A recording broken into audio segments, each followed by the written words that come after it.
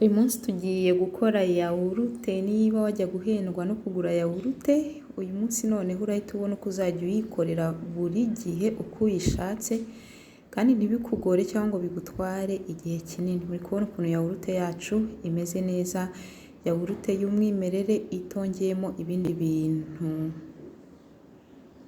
Hanyuma rero tugiye gutangira. Hano mfite amata mfite arangana na litiro. Nagerageje gushaka amata afite fati nyinshi kandi amata ari piwa. Hanyuma rero tugiye kuyasuka muri ino safuriya, noneho tuyacanire. Rero mu gukora yawurute ni ibintu byoroshye cyane. Ukenera ibintu bingahe? Ibintu bitatu iyo ukiri umutangizi. Iyo umaze kumenyera ukenera ibintu bibiri gusa. Hano rero dufite amata tugiye kuyateka, ariko mu kuyateka nk'uko nababwiye uri umutangizi ukenera agaterimometre ko gupima ubushyuhe. Hanyuma iyo umaze gushyira amata ku ziko cyangwa se ugiye gutangira kuyateka, uteka ku muriro mukeya cyane cyane iyo ukiri umutangizi. Hanyuma noneho ugafata ka gaterimometre kawe ngaka hano, noneho warangiza ugashyiramo hano muri aya mata. Noneho kubera ko amata yari yatangiye gushyuha, ubu ngubu temperature igiye kugenda izamuka. Rero ahangaha amata iyo ari aya ngaya yatunganyijwe mu nganda, ntabwo yateka ngo agere kuri dogere Celsius 100 zose, oya, urayateka akagera kuri degere Celsius 80.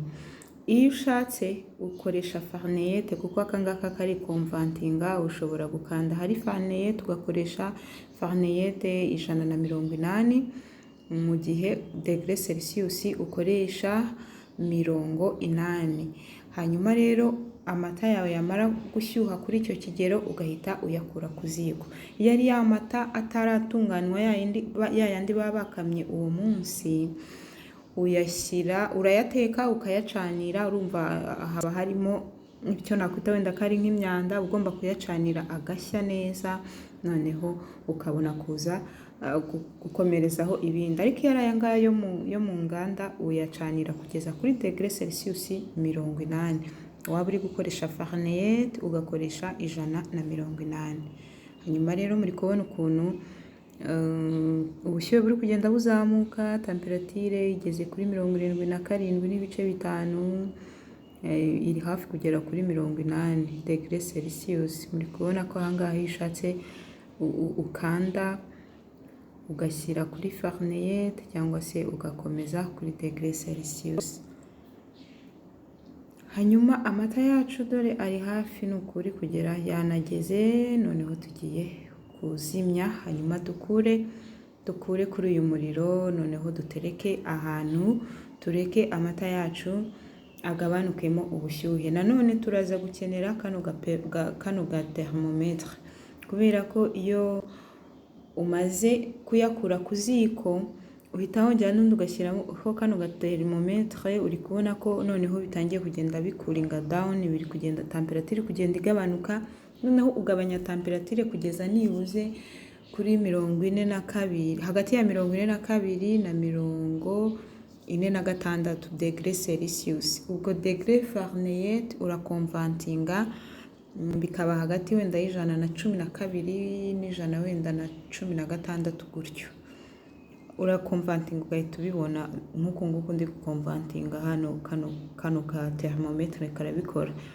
Hanyuma rero ukaza gukuringa down, ukaza kureka amata yawe akagenda agabanukamo temperature kugeza nibuze nyine kugeza kuri temperature ya 42 degere Celsius, ya 42, hagati ya 42 na 46. Muri kubona ko biri hafi. Ahangaha ushatse wanayareka kuri 44, ushobora kuyareka. Noneho hano hejuru haba hari urukoko ruba rwafasheho, noneho ukaza kurukuraho. Mbibutse ko iyo ari ya mata yakamwe uwo munsi, ubanza ukayacanira kabira, kandi warangiza ukanayayungurura. Noneho ukaza kubona kuyashyiraho terimometere yo kugabanya ubushyuhe. nyuma ariko wabanje kuyacanira akabira. Aya ngaya yo mu nganda ntabwo ari ngombwa ngo uyacanire abiri, uyacanira ntabwo ari ngombwa ngo uyacanire ngo abire, uyacanira ukareba temperatire ko yageze kuri 80 cyangwa se ku 180 Fahrenheit. Hanyuma rero tugiye gukenera ikindi kintu cya gatatu. Ikindi cya gatatu ni yawurute. N'ubundi gukora yawurute ukenera iyindi yawurute. Uba ugomba kuba ufite akandi yawurute gakeya, nibuze nk'ikiyiko kimwe, nk'iyo ugiye nko gukora nka yawurute ya litiro imwe, ikiyiko kimwe cyangwa se ibiyiko bibiri biba bihagije. Ino yawurute nayo niyo nakoze ariko irasa n'ifashe cyane, bivuze ngo amata ubwoko bwayo buratandukanye. Ntabwo nigeze nita ku mata nakoresheje, ariko naje kubona ko iriya ifashe cyane kuruta iyi ngiyi tugiye gukora. Aha ngaha rero ngiye gufata akayawurute gakeya nsige muri aka gasorori. Impamvu kano gasorori nibwo bwa mbere ngiye kugakoresha. Niba warigeze utereka amata urabizi, nk'ikintu gishyashya uteretsemo amata ndetse n'ikintu cyamenyereye guterekwamo amata, uba usanga uburyohe bw'amata butameze kimwe. Niyo mpamvu rero nsizemo yawurute nkeya aha ngaha kugira ngo nze kwirinda wenda ko yawurute yanjye itaza kuza kuryoha cyane nk'iyo nari nsanzwe nshyira muri kariya gasorori gatoya. Noneho tugire gutya, hanyuma noneho niturangiza turahita dufata ya yawurute yacu. Uko biri kose cyagiye yawurute yari kuri 42, ubigeze kuri 44, nako yari kuri 44, ubigeze kuri 42, ya temperature itagomba kujya munsi. Noneho tugiye gufata ibiyiko bibiri bya yawurute. Ibiyiko bibiri, ushatse wanakoresha ikiyiko kimwe. Litiro imwe ushobora gushyiramo ikiyiko kimwe cyangwa ugashyiramo ibiyiko bibiri, ushatse wanashyiramo n'ibiyiko bitatu, ariko ikiyiko kimwe kiba gihagije. Kandi nanone ukirinda gushyiramo byinshi. Hagati y'ikiyiko kimwe n'ibiyiko bibiri biba bihagije, n'ibiyiko bitatu. Ariko ibiyiko bitatu biba byabaye byinshi cyane. Koresha ikiyiko kimwe cyangwa ukoresha ibiyiko bibiri muri litiro imwe. Hanyuma noneho ukavanga gutya, ukirinda kuvanga cyane ngo uvange iminota myinshi, ukavanga gutya buhoro witonze. Amata yacu aracyashyushye gusa si cyane, urumva amata ari kuri degree Celsius 42, urumva ko asa n'agishyushye. Iyo ugiye gukora yawurute ntabwo uyikora mu mata akonje, uyikora mu mata ashyushye kuri temperature iri muri za 40 nyine nk'uko nabiberetse. Noneho rero twamara kuvanga gutya tugahita dufata ka gasorori kacu twashyize ku ruhande, tugahita noneho dushyiramo aya mata. Hano n'ubundi amata aba agishyushye, noneho ugasukamo hano gutya, warangiza ugahita upfundikira. Wamara gupfundikira rero ntabwo uhita ushyira muri firigo, wirinda no gushyira ahantu hakonje. Ushyira ahantu nibuze hari ubushyuhe buringaniye mu nzu yawe, ukirinda no gushyira ahantu hari izuba.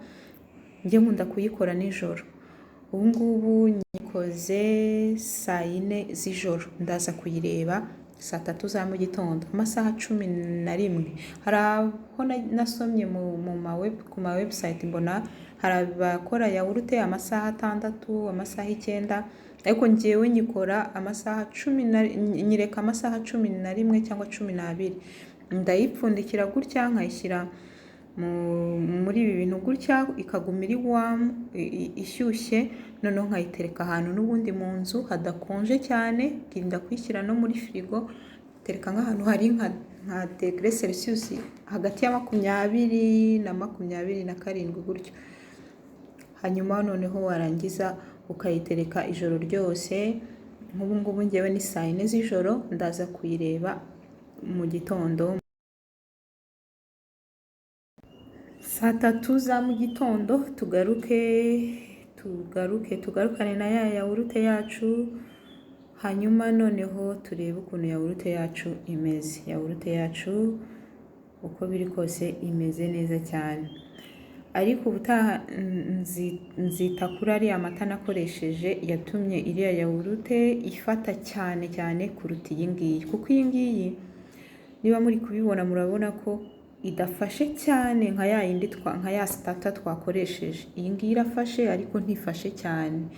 Rero amata aba atandukanye, kandi nanone iyo ukoresheje ya mata nyine yakamwe uwo munsi, yawurute yawe izifashe cyane.